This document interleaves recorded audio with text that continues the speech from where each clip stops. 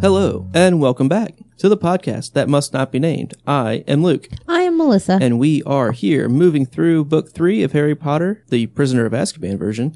And we are doing Chapter 17, Cat, Rat, and Dog. This chapter was 17 pages, and that is 5.5% of the book. And now, a voice of the Imaginary Legion.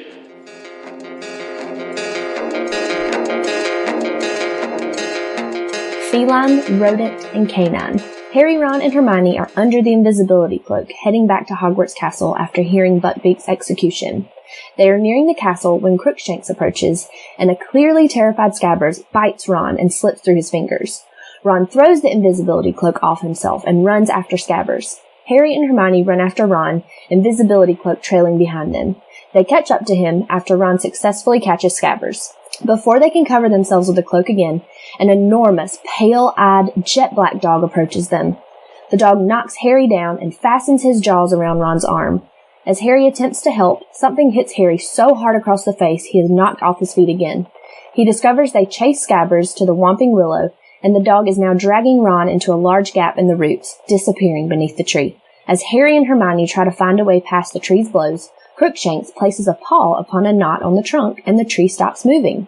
Harry and Hermione follow Crookshanks into the gap beneath the tree, and through a long underground tunnel. When the tunnel ends, they find themselves in a large empty room, and Hermione recognizes they are in the Shrieking Shack. They hear noises upstairs, and kick open a door to find an injured Ron, who says, "Harry, it's a trap! He's the dog! He's an animagus!" There's movement behind them as Sirius Black emerges from the shadows and closes the door Harry and Hermione just came through. Sirius disarms Harry and Hermione using Ron's wand. Wandless, Harry attacks Sirius, and with the help of Ron and Hermione, he is able to wrestle his wand free and disarm Sirius. Harry accuses Sirius of murdering his parents, which Sirius doesn't deny.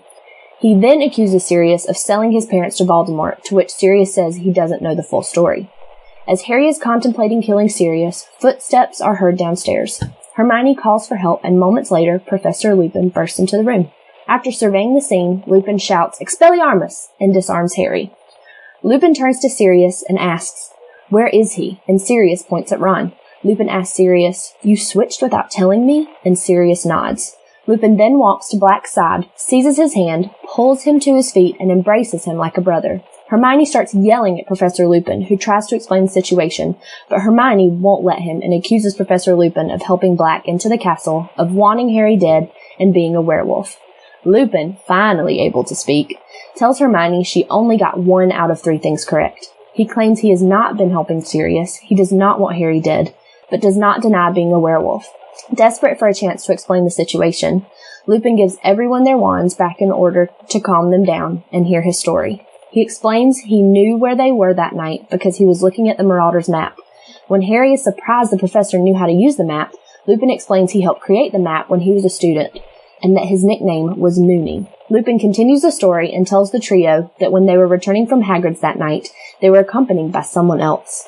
He goes on to say he watched the map as a dot labeled Sirius Black collided with them and dragged 2 of them into the Whomping Willow. Harry, Ron, and Hermione are confused by Lupin's story, but he attempts to clear it up by asking Ron to see his rat. Ron nervously gets Scabbers out of his robes, and Sirius Black tells them, "That's not a rat. He's an animagus by the name of Peter Pettigrew."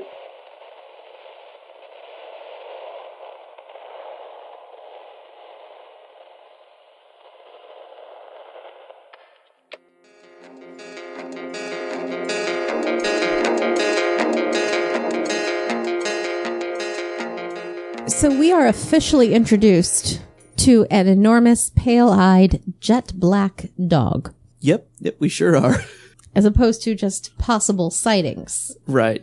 And I suppose we do get to actually meet Sirius Black in this chapter, as opposed to just hearing about him in every single chapter except the first one. Which is said dog. Same. Right. So we meet the black dog and Sirius, which is the same character. So, done. And we do this all in a new visited location. Not new mentioned, but actually have gone there now. Well, we've been outside of it. Right. And now we've been inside the Shrieking Shack. Oh, the Shrieking Shack. What a strange location. Yeah. So did you find any magicabulary in this chapter? I believe we finally get the anti-light charm of Nox. And maybe not anti-light, but the undoing of Lumos. It's the off button. Right. But it's not like, oh, there's light, like the deluminator, or not like the put-outer in book 1 where you click and it pulls the lights away, which that's like an anti-light Okay, charm. fine. I was trying to be fancy. Just the light turn-off switch charm. That's all. I won't be fancy. Unlumos. The anti-Lumos. Yeah. See, that's where I was going. Never mind. That works. Let's talk about a picture. Let's talk about a picture. So what do we see here? We see a tree. I want to point out that this is a chapter called Cat, Rat, and Dog, and yet the illustration is a tree. You know, that's well drawn. You know, it's just like so descriptive. Do you know the tree has legs? It sure does have legs sticking kind of out the base of the trunk there. And if you look very closely on the other side, it also has a tail. It does have a tail. It looks kind of bushy. So one would assume it is giant black dog dragging Ron. Right. I mean, they've got to be Ron's legs, right? Right. Or that could be Crookshanks going in after as well. The tail. You think it's a cat tail or a dog tail? I think it's a dog tail. It's hard to tell. Mine's small here, but that's okay. Okay. So let's...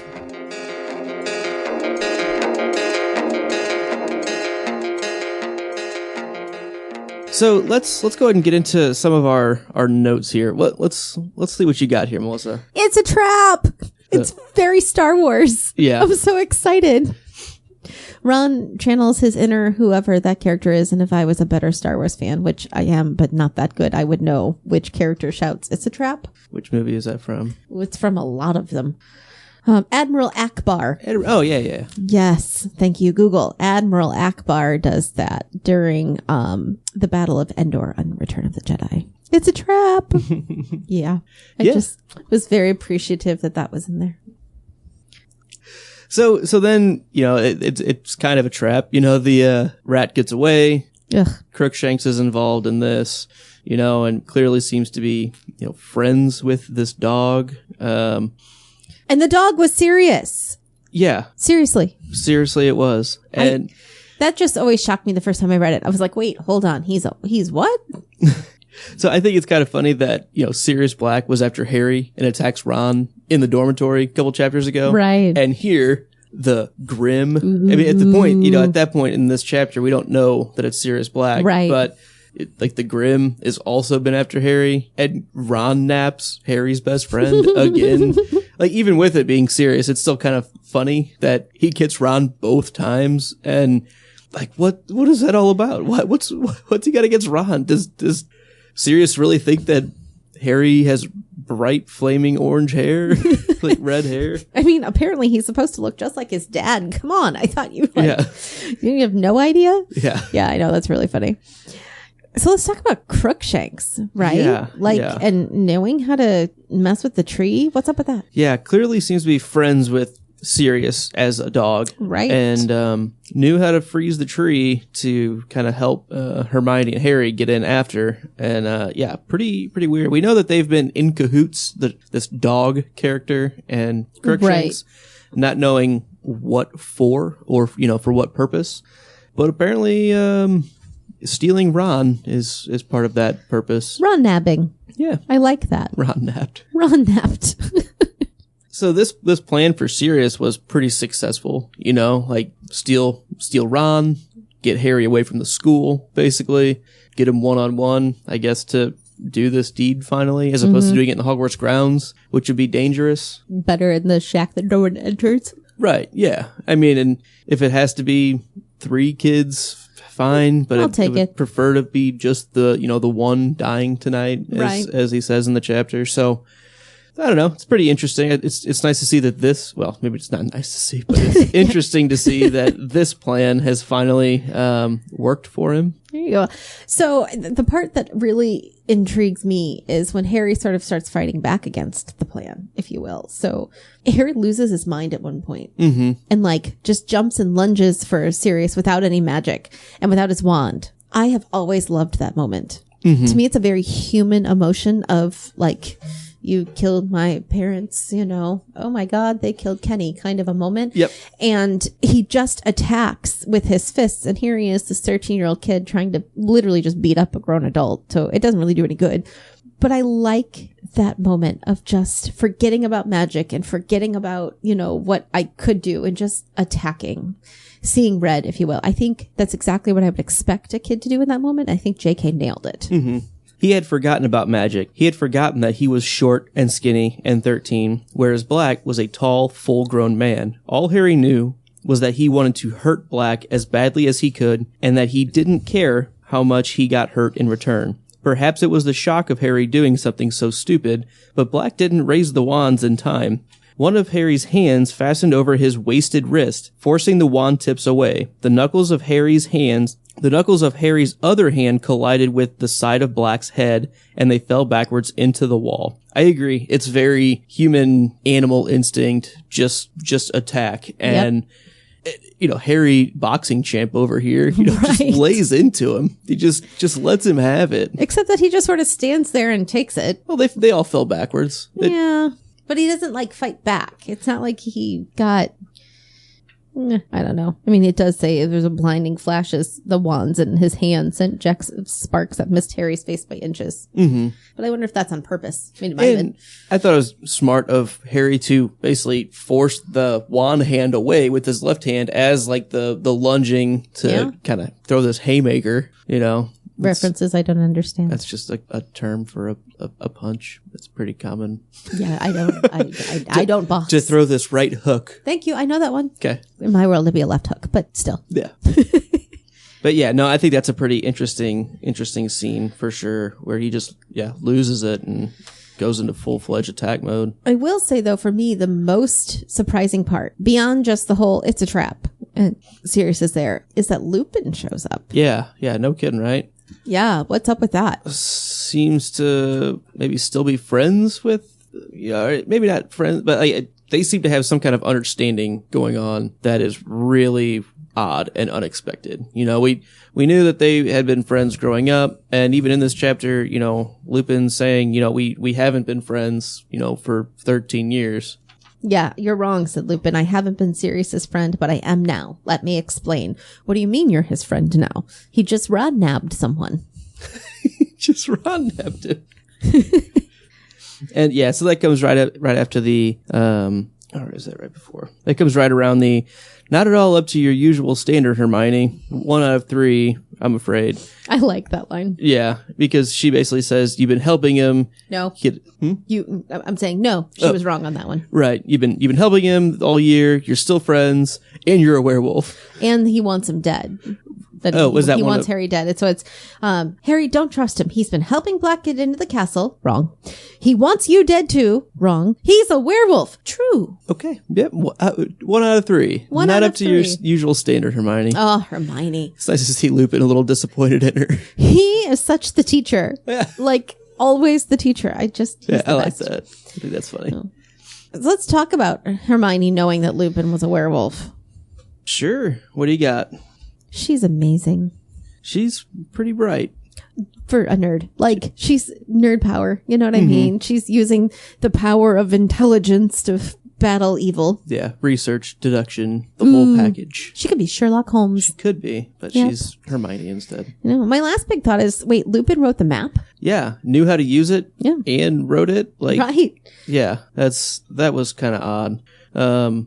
One more quick thing on Lupin as a werewolf. I think we pretty quickly see such a stigma on werewolves right away. Oh yeah, Ron's reaction. I mean, even Hermione. Yep.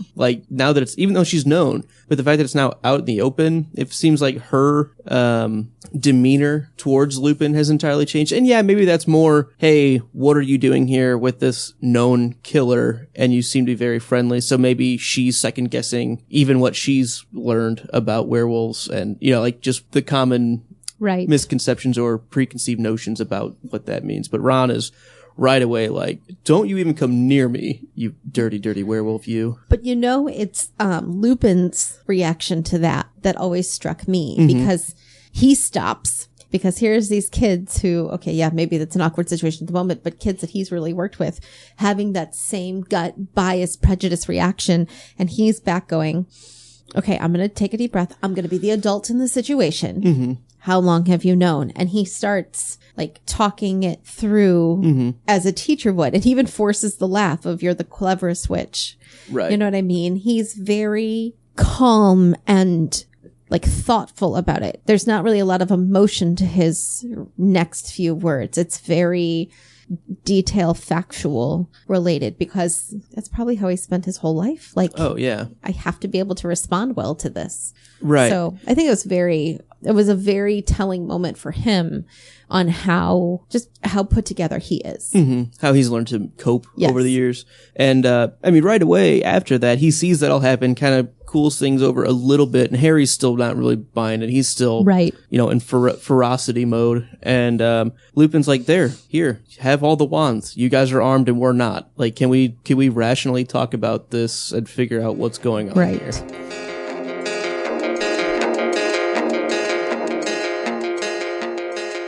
So, let's get to some questions of yours. Set them on fire, Melissa. Question 1. How small is the tunnel? We know it's fairly long. It's about the same length as the one that Harry takes to go to Hogsmeade, or to Honeydukes. I guess cellar. my question more is related to height. I know. I'm saying that as I slowly scroll back to that portion. Right. They moved as fast as they could, bent almost double. Ahead of them, Crookshank's tail bobbed in and out of view. On and on went the passage. It felt at least as long as the one that went to Honeydukes. All Harry could think of was Ron and what the enormous dog might be doing to him. It's the line I think about being bent almost double.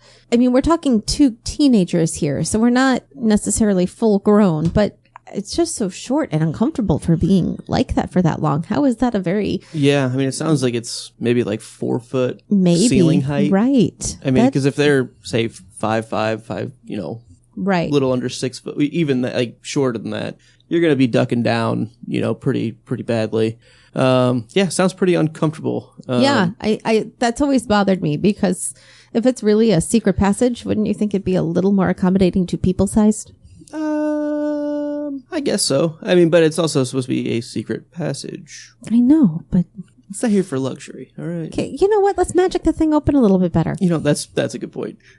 because magic can happen. And something that I was kind of thinking about when we're going through this is, you know, they didn't even see Sirius and Ron like well ahead of them. Right. You know, and this is a dog dragging Ron, who's got a broken leg at this point. And I And was they go wondering, upstairs even. yeah, I was wondering, like, how is he so far ahead? I mean, like, the dragging motion, I feel like it would be a lot slower, but if they're really crouched down like this, you can't catch up. Like, you know, Right. the dog isn't crouching down, most likely. It's probably not over 4 foot tall. Right. Unlikely, at least. We know it's a very large dog, but even then, if he's just, you know, walking backwards, constant speed, Harry and Hermione are slowed down by the tunnel, and he's not necessarily. So that makes more sense. Question 2. Why does Crookshanks choose Sirius over Hermione? Some allegiance issues here. Well, I mean, they've been working together, you know, and it seems like they have been able to communicate. I mean, obviously we've seen them like hanging out in the Forbidden Forest, like, you know, on the fringe of the forest, and maybe Crookshanks has a crush on Sirius the dog. I don't know. Yeah, I don't know either. Because Hermione's pretty well backed up Crookshanks to Ron throughout the year, so it just kind of bothers me. Plus, she's probably the one who feeds him, so it would be nice if he gave a little love her way. after eating that rat, Crookshanks doesn't need to eat a whole lot. That's gonna hold her for a while. He didn't really eat the rat, though, right? Rat's alive. We've got the rat. Question 3. How does the destruction in the Shrieking Shack actually happen?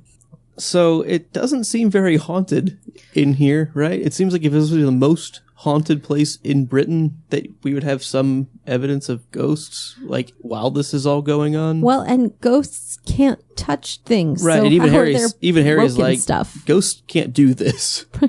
My thought is like, it's more of a tantrum room than a Shrieking Shack. Right, yeah. It's like where you go send toddlers when they're like losing their minds. Yeah, or maybe it's poltergeist. Ooh, here you go. Maybe it's a room full of Peeveses. Peevies? Peevis? I like Peevis. But yeah, or maybe it's decoration to uphold the Shrieking Shack. It was designed that way. Yeah, because if someone goes in there for some reason, if the people who own the shack don't want people in there, like, yeah, make it scary. Deterrent. If you have, say, the Weasley twins. Well, that's not really going to keep them out. But you know what I mean? Like, they're going to go in. And if they This go in, is it just true. seems like a nice little house. They're going to take up residence. Right. They're going to make it a clubhouse. That's true. So this is a deterrent. This is from true. that. All right. Question 4. When you first read this, did you know Lupin was a werewolf? I don't think so. I mean, I was 10 at the time. Mm-hmm. I don't think that I caught it. It was a big surprise to me. I'm pretty sure. Yeah, I don't think I remembered that. Same, except for the being 10 part. But same. I didn't catch it at all before. So it was very much a shock. Speaking of shock, question number 5. And it's more of a like declarative question as opposed to a question. But wait, Peter Pettigrew is alive? What's up with that? Yeah. So right along with your last question, I was like, you could almost ask, like a similar question to this with, where Lupin being a werewolf, like, did you know? Or like, because that's a pretty big shock. Yes. And this, I feel like, is even larger shock of, Right. Hold on, wait a second. Well, that was kind of the chapter. Not only has this dog that's turned into a dude. has been following Harry since the beginning of the book at Magnolia Crescent. And our best teacher is 1, friends with this guy, and 2, wrote our map, and 3, a werewolf. But now, this other dude who's supposed to have been dead for 12 years, who that guy was supposed to have killed. Who's been living with the Weasleys for 12 years. Right. Like holy cow. What? Are you serious? Like, I never would have thought. Like, Trust issues got to be built up there, right? Yeah. No more pets ever. Yeah. Boy, howdy. Yeah, no, I think that was an even bigger surprise to me than Lupin being a werewolf. Just because, in book 2, we saw a vampire, you start getting these kind of, Right. I'm going to say like stereotypical or like standard fantasy True. creatures. But like this long game animagi thing. Yeah. That's new. Like that, and you do it twice and it works so well, like in the same chapter, and it's been built up over 3 books for one of them and then 1 entire book for the other. I think that was brilliantly done. Same. I agree.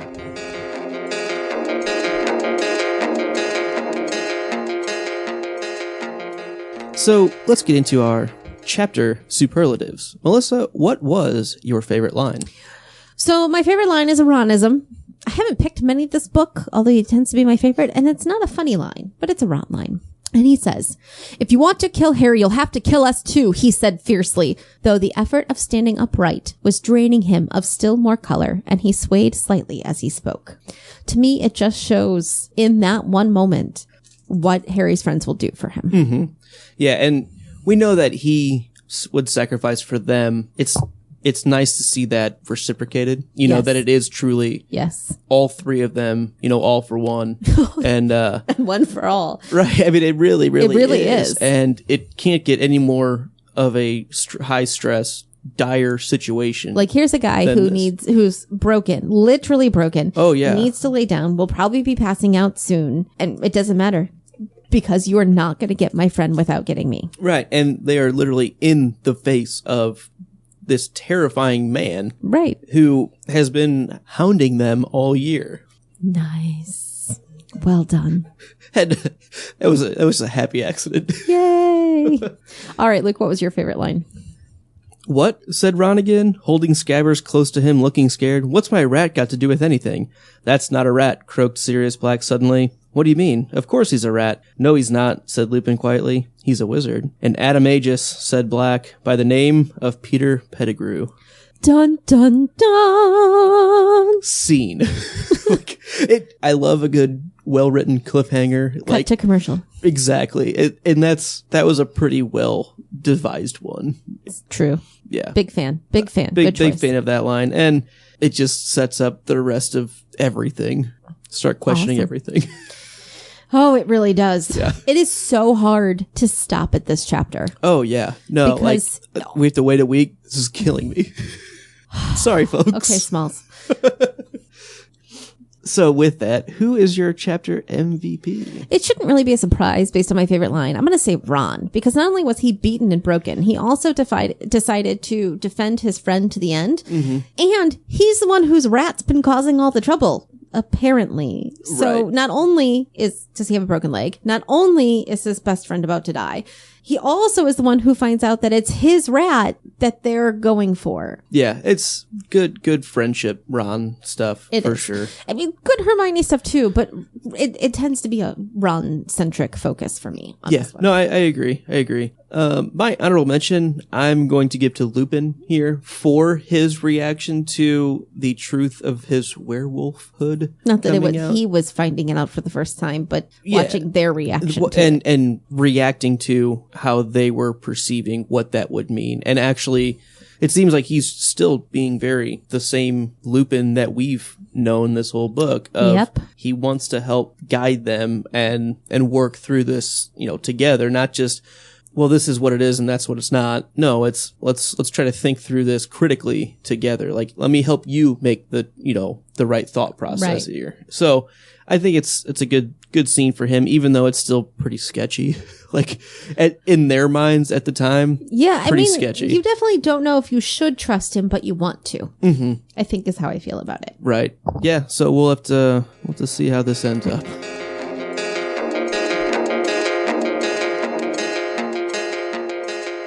All right, folks, we got to wait a week before we continue on with our quest to figure out some answers here. But in the meanwhile, feel free to find us. We're around in places and things and stuff like at Not Named Podcast on Twitter, at thepodcastthat@gmail.com, or online at thepodcastthat.com. Subscribe, rate, like, leave comments on iTunes and YouTube. We would really like to hear from you. Special thanks to our Imaginary Legion summary, Brittany. Great work, girl. Nice job. Join us next week when we discuss chapter number 18. Mooney, Wormtail, Padfoot, and Prongs. Stay imaginary. Thanks.